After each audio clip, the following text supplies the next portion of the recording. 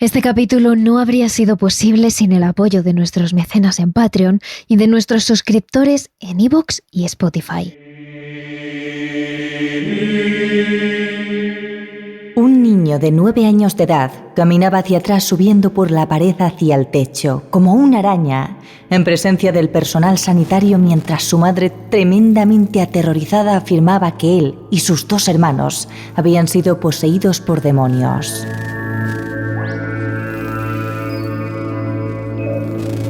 Muchos podrían pensar que estas palabras pertenecen al guión de una película de terror, pero no. Se trata del informe policial del suceso que ocurrió en el año 2012 en Gary, Indiana, donde policías, sanitarios y trabajadores sociales afirmaron ser atacados por los mismos demonios que martirizaban cada día a la familia Ammons.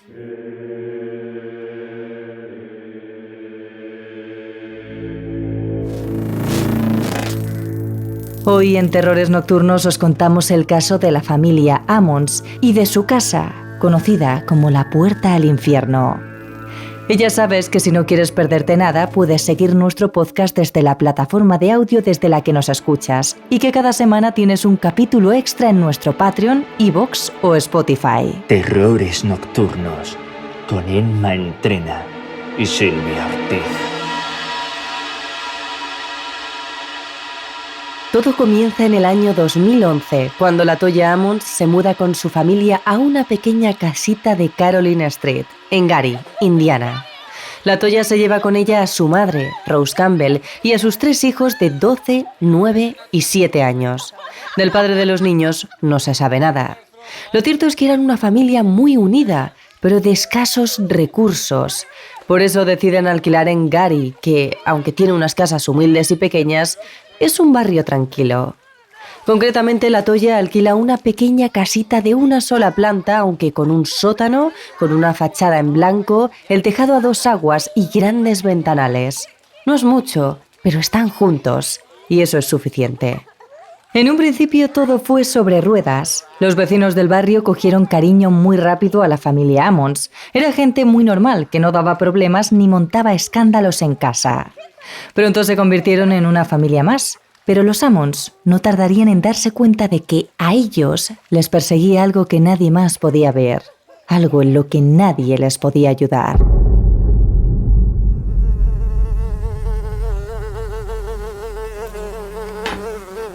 Una mañana, cuando la Toya salió de la casa de camino al trabajo, vio que en el pequeño patio de su casa había un enorme enjambre de moscas.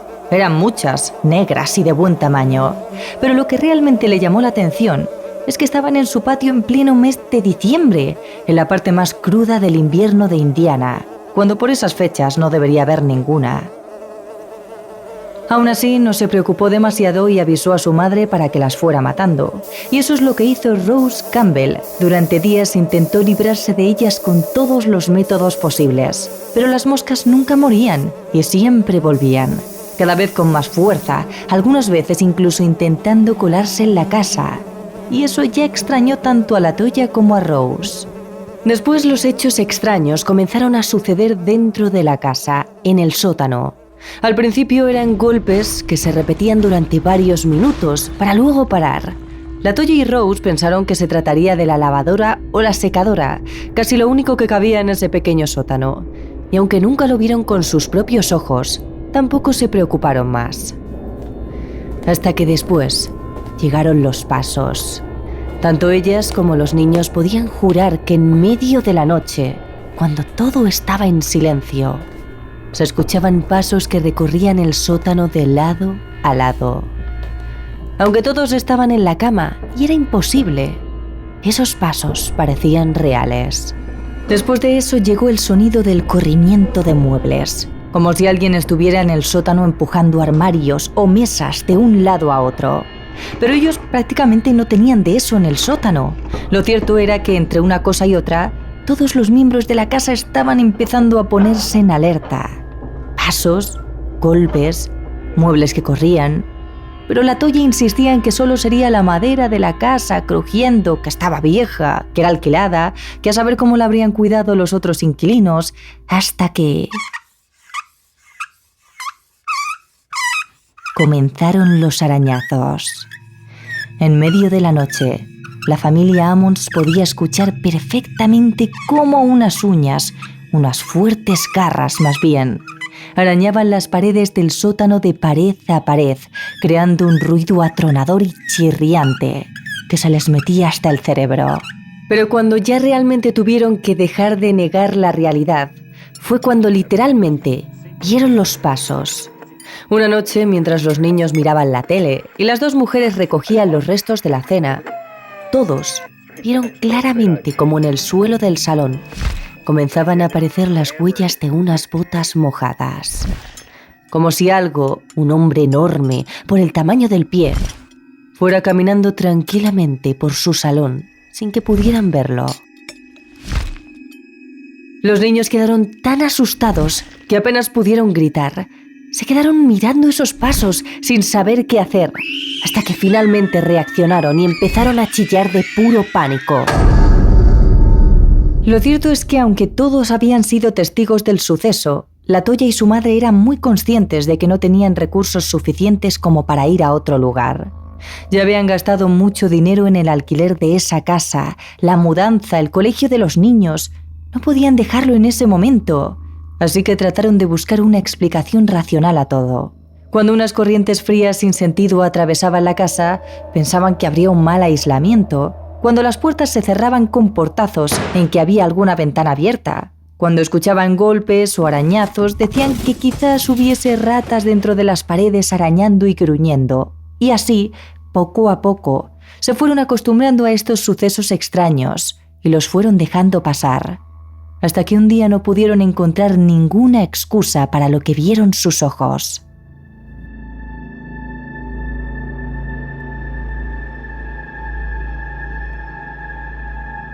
El 11 de marzo de 2012, la familia recibió la visita de unos amigos. Fue algo muy informal, con algo de picar en el pequeño patio y juegos de mesa. La casa se llenó de risas y de felicidad, pero al caer la noche, el ambiente cambió por completo. La casa se quedó en un profundo silencio y el aire se hizo irrespirable, como si algo agotara el oxígeno. Toda la familia Ammons se acostó con un nudo en el estómago, con la sensación de que algo no iba bien. Y sus terrores más profundos se cumplieron cuando en medio de la noche la hija de la Toya se puso a gritar desde su habitación.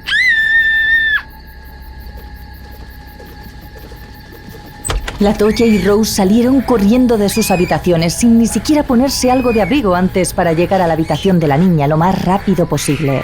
Pero nada podía prepararlas para lo que verían allí. Su pequeña estaba tumbada gritando, pero no en la cama, sino levitando por encima de ella, con la manta cubriendo su pequeño cuerpo, levitando también. La niña lloraba mientras intentaba patalear y moverse para bajar, pero parecía que no había nada que ella pudiera hacer. La Toya en ese momento solo podía preguntarse qué estaba pasando allí y por qué le estaba pasando eso a su familia. Apenas podía creer lo que estaba viendo. Inmediatamente después su madre tiró de ella para que se arrodillase en el suelo y juntas empezaron a rezar. Unos segundos después llegaron también los amigos con los que habían cenado, que imitaron a la Toya y a Rose y se pusieron a rezar hasta que la niña, finalmente, volvió a ser depositada en la cama y dejó de levitar. Ambas acabaron abrazando a la pequeña mientras sollozaba, calmándola entre sus brazos. Sin embargo, lo más extraño era que una vez pasados los minutos, cuando le preguntaron a la niña cómo había sucedido todo, la pequeña no pudo contestar a sus preguntas porque no podía recordar nada, ni siquiera era capaz de acordarse de que había levitado. Después de este suceso, que no tenía ninguna explicación razonable para la Toya y que además había tenido varios testigos de fuera de la casa, la mujer comenzó a buscar ayuda. Se puso en contacto con una pareja de amigos que tenían una alta sensibilidad y a los que les consideraba videntes y les invitó a visitar su casa. Cuando llegaron, la Toya les contó todos los hechos e insistió en que solo se tratarían de malas energías, nada más. Pero los videntes recorrieron cada rincón de la casa con calma, cerrando los ojos en algunos puntos, tocando las paredes en otros, respirando fuertemente en ciertos rincones. Y las noticias que tenían para la Toya no eran buenas. Agotados por el esfuerzo mental, con la piel pálida y con unas ojeras que parecían haber surgido de la nada, los investigadores le dijeron a la Toya que su casa encerraba la presencia de al menos 200 espíritus demoníacos que estaban intentando atacar a su familia. El consejo de los investigadores fue claro: debían salir de esa casa lo antes posible. Pero la Toya, entre llantos, les contó la situación. No tenía ni un centavo, tampoco un lugar al que ir, así que solo le quedaba aguantar allí un poco más e intentar encontrar una solución. Entonces los videntes le propusieron la única alternativa que ellos tenían para ponerle freno a la situación, para que la Toya pudiese expulsar o al menos alejar de su casa a esas 200 entidades malvadas. Para ello, tenía que seguir una serie de pasos. Para proteger a sus hijos debe lavarles las manos con aceite consagrado. Esto, según ellos, evitaría que los demonios les ataquen y les mantendría limpios de malas energías. Después debía de quemar salvia y azufre y pasear el humo que salga por todos los rincones de la casa, sin olvidar ni uno solo, recitando una y otra vez el Salmo 91 de la Biblia. Se trata del salmo protector de más poder de la Biblia y estas son algunas de sus palabras.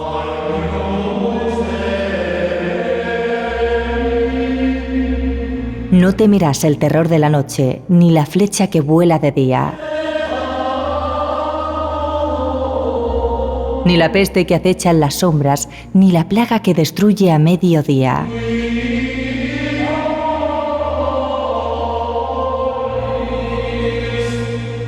Podrán caer 1000 a tu izquierda y 10.000 a tu derecha, pero a ti no te afectará. No tendrás más que abrir bien los ojos para ver a los impíos recibir su merecido.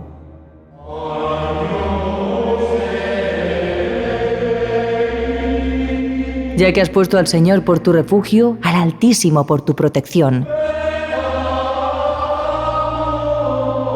Ningún mal habrá de sobrevenirte, ninguna calamidad llegará a tu hogar.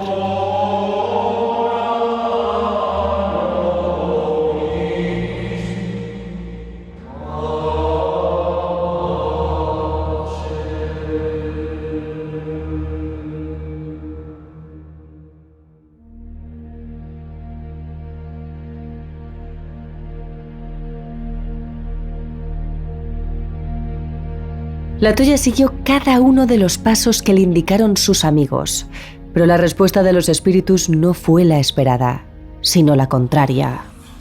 En lugar de alejarse de su casa, esos 200 demonios decidieron atacar con más fuerza y esta vez cebarse con los más débiles de la casa, los niños. Según cuenta la Toya, sus hijos comenzaron a mostrar unas expresiones extrañas en la cara. Los ojos se tornaban completamente blancos y sus sonrisas se volvían extrañas, como macabras. Otras veces hablaban en lo que ella pensaba que eran lenguas muertas, pues jamás había escuchado ninguna de ellas y, sobre todo, comenzaron a caminar hacia atrás. El niño más pequeño, el de 7 años, se levantaba de la cama por la noche y se acercaba a su pequeño armario de madera. Allí pasaba horas y horas susurrando a las puertas cerradas de ese armario. Cuando su madre llegaba y le preguntaba con quién hablaba, el niño le contestaba que había otro niño dentro de este. Podría parecer que se trataba de un amigo imaginario, si no fuera, porque según el pequeño, ese niño del armario le hablaba de cómo era la muerte, de cómo se veían las cosas desde el otro mundo y de cómo él podía dejar el mundo de los vivos y unirse a él. Y las cosas no eran mejor para los otros niños. Todos, absolutamente todos ellos coinciden en que por la noche un gran monstruo de más de 2,5 metros, inmenso y muy oscuro, caminaba pesadamente por el pasillo hasta llegar a su habitación y allí se quedaba toda la noche observándolos, viéndolos dormir. Al principio la Toya no quiso creer en todo esto. Pensó que el niño del armario sería un amigo imaginario, que sus hijos estaban sugestionados para ver a ese monstruo grande y oscuro. Pero lo cierto era que cuando sus pequeños se levantaban por la mañana estaban llenos de heridas, arañazos que aún sangraban, moratones a causa de los golpes e incluso mordiscos. Y cuando la Toya les preguntaba cómo se habían hecho esto en la noche, Los niños respondían que simplemente no se acordaban de nada. Esto, para la Toya, solo significaba una cosa: los signos de posesión en sus hijos iban a más. Pero pensando con racionalidad, se dio cuenta de que no podía llevar a sus hijos al colegio con semejantes marcas en su cuerpo cada día. La madre pensó que si la gente veía cómo estaban golpeados, pensarían que ella misma les había hecho esos golpes y nadie creería su explicación de que estaban simplemente poseídos, así que servicios sociales acabarían por quitárselos. Por eso durante un tiempo evitó que sus niños acudieran a la escuela o que salieran a la calle. Pero como madre que era, la Toya no pudo evitar llamar a su pediatra, el doctor Jeffrey Oyenkuyu, para que acudiese a su casa a ver los niños con sus múltiples confusiones. El doctor, según declararía después, nunca había visto a una mujer tan asustada. La Toya hablaba muy rápido, con los ojos moviéndose de una forma desorbitada, mientras los 3 niños estaban completamente callados a su lado. Pero el médico enseguida notó los golpes, los moratones y los mordiscos de los niños. Cauteloso preguntó si iban al colegio y la Toya tuvo que contestar que no. Y ahí fue cuando la mujer confesó todo lo que estaba pasando en su casa, que 200 demonios les perseguían, que sus hijos parecían poseídos, que por eso siempre tenían golpes si no iban al colegio. El médico no lo dudó. Pensó que la Toya tenía delirios y alucinaciones causados por algún tipo de problema psicológico. Incluso llegó a pensar que la Toya los estaba manipulando o los maltrataba e inmediatamente llamó a servicios sociales para que se hicieran cargo de los niños. Sin embargo, hubo 2 sucesos que hicieron que el médico se replanteara su diagnóstico. Para empezar, todas las pruebas psicológicas que realizó a la Toya fueron negativas. Su relato no tenía incongruencias ni contradicciones. Nada indicaba algún tipo de trastorno. Pero lo más impactante fue que mientras el doctor estaba allí examinando a la madre, el hijo menor de la Toya se empezó a comportar de una forma extraña. Puso los ojos en blanco, la expresión de su cara se quedó completamente muerta y finalmente, tal y como declaró el doctor Onenjuku a Indiana Star, el niño fue levantado e impulsado contra la pared sin que nadie lo tocara. Y allí se mantuvo durante varios minutos, pegado a esa pared, mientras que la Toya y sus otros hijos rezaban, hasta que lo que quiera que lo estuviese sujetando lo soltó y acabó cayendo contra el suelo, entre lágrimas. Sin embargo, al final el doctor mantuvo su decisión y los niños se fueron con los servicios sociales. No sabía qué pasaba en esa casa, pero no quería que los niños estuviesen dentro.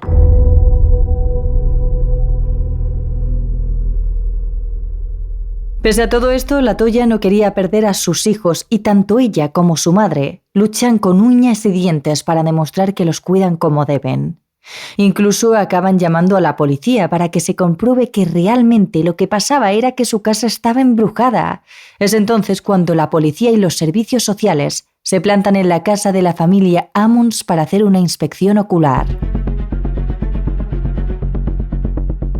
A cargo de la investigación se puso el oficial Charles Austin, un escéptico policía veterano de 62 años que creía haberlo visto todo en su vida y que ya conocía la situación de la familia Ammons, ya que Rosa, la abuela, había ido a hablar con él en una ocasión diciendo que sus nietos hablaban en lenguas extrañas y que giraban completamente la cabeza. Austin pensó que se trataría de un fraude más, hasta que llegó a la pequeña casa de los Ammons. Entramos y lo primero que vimos en la sala fue una vela prendida y una Biblia sobre un altar con un crucifijo. Y vimos lo mismo en cada cuarto de la casa. En el refrigerador había un dibujo de uno de los niños con un Jesús en la cruz, pero detrás de él vimos algo parecido a figuras demoníacas. Quedamos paralizados del terror. Tal como quedaría reflejado en un informe completo de 800 páginas, las radios de los policías comenzaron a fallar. Solo se oía una estática y no podían comunicarse ni entre ellos ni con la central. Aún así, un grupo de policías decide bajar al sótano donde la Toya les dice que hay más actividad y lo que allí ven les deja helados. Todo el sótano retumbaba como si de las paredes resonaran voces de mismísima ultratumba. Veían figuras oscuras que pasaban de un lado a otro de la sala, haciéndoles girar sus cabezas, como si estuviesen jugando con ellos. Los agentes sacaron su móvil e hicieron fotografías a mansalva. Sin embargo, todas las que hicieron desaparecieron de sus teléfonos móviles.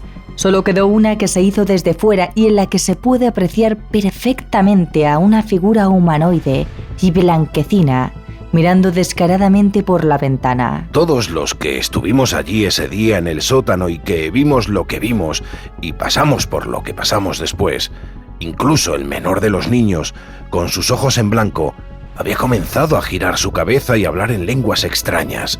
Todos pensamos lo mismo y todos lo llamamos igual. Ese pedazo de tierra era un portal del infierno.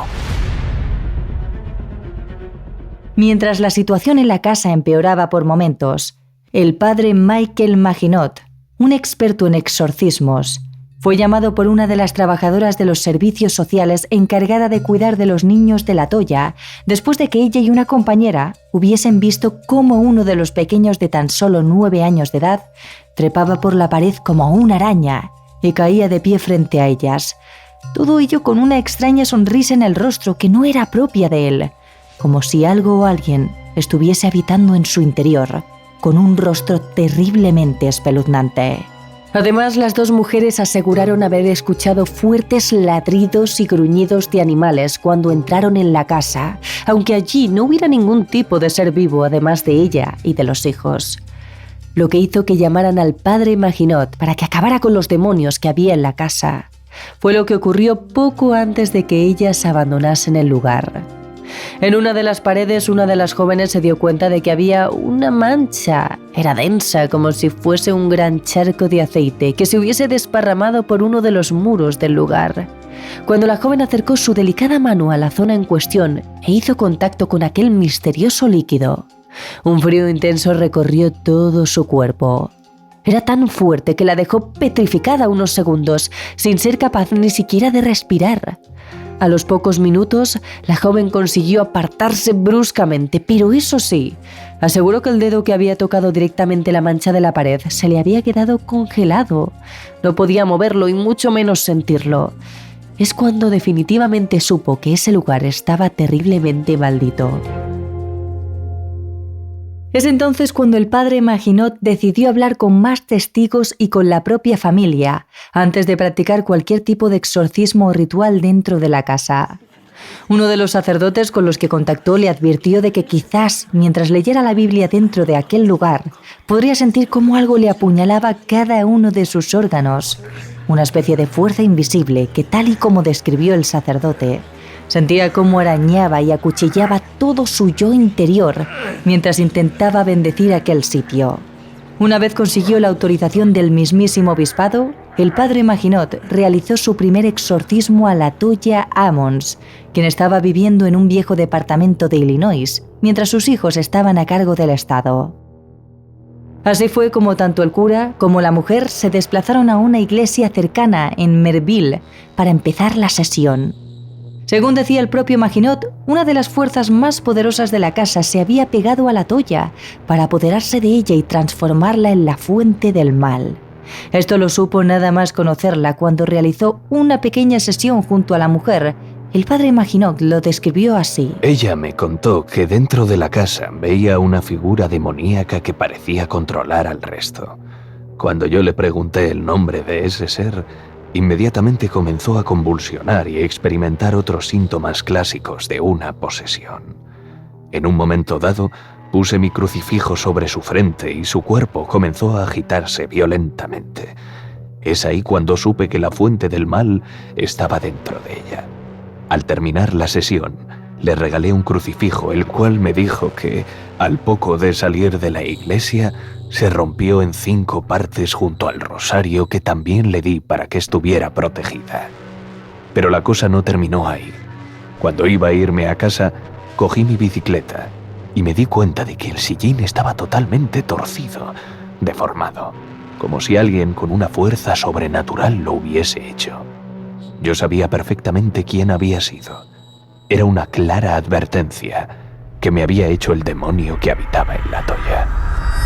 Sin embargo, una vez realizó su primer exorcismo, el cura finalmente consiguió lo que quería. Supo el nombre de los demonios que atormentaban a la mujer noche y día, una pieza clave para poder atacarles directamente. Uno era un nombre que aparece en la Biblia y otro era un nombre desconocido para mí.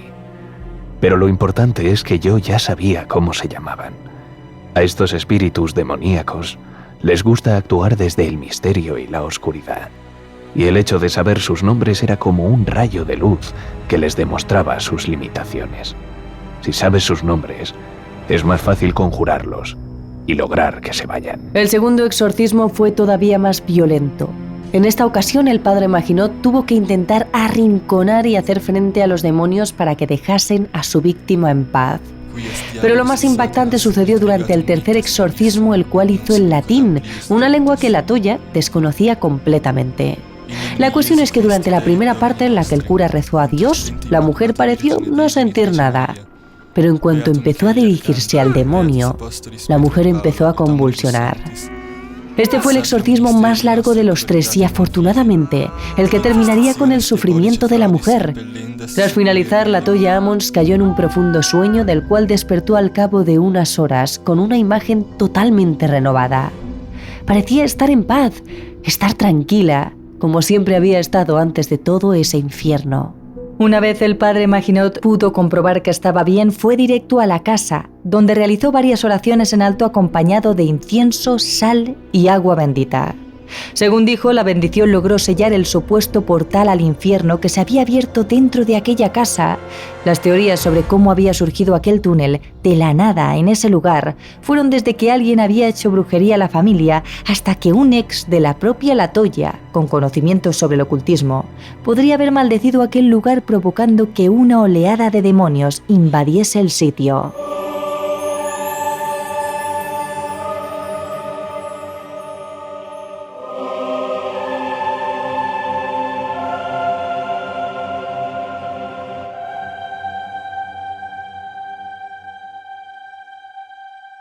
A partir de ahí, la familia se mudó a otro hogar que bendijo previamente y en el cual desde ese momento no han tenido ningún tipo de problema. Ammons recuperó en noviembre del año 2012 la custodia de sus hijos, después de que las autoridades y el centro sanitario consideraran que ya no existía ningún riesgo. La casa donde había vivido la familia fue comprada posteriormente por un investigador paranormal llamado Zach Bagans, el cual en 2014 grabó un documental sobre el lugar asegurando que estaba infestado de demonios. Una película que numerosos investigadores pensaron que se trataba de una farsa y que lo había hecho simplemente para ganar dinero y fama. A raíz de este acontecimiento hubo personas que afirmaron que La Toya se había inventado absolutamente todo, que el único problema de la mujer es que sufría alucinaciones, pero que se había inventado todo. Tanto es así que el antiguo dueño de la casa afirmó que allí no ocurría nada y que la mujer montó toda esa historia para no pagarle el alquiler. Sin embargo, estos argumentos que desmienten toda la historia dejan de tener tanto peso cuando en 2016 la casa se demolió por completo. Si de verdad esa casa era un lugar seguro y no existía tal infestación demoníaca, ¿por qué demoler el recinto entonces? Poco antes de hacer la casa añicos, su último dueño, el investigador Bagans, dijo: Algo había dentro de esa casa que tenía la capacidad de hacer cosas que nunca había visto antes. Cosas que cualquier persona escéptica tampoco habría sabido explicar. Allí había algo que era muy oscuro, pero muy inteligente y poderoso.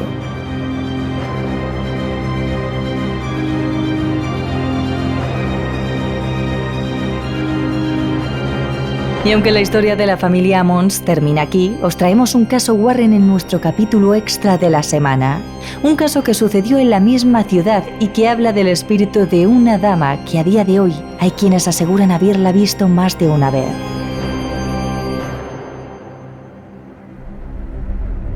Si quieres escuchar el extra, te mecenas a través de nuestro canal de Patreon o también a través de Spotify o iVoox. Y no te olvides de seguirnos a través de nuestras redes sociales. Somos terroresnocturnos.trn en TikTok y en Instagram y terrores_TRN en Twitch, Twitter y nuestro canal de YouTube. Terrores Nocturnos, realizado por David Fernández Marcos.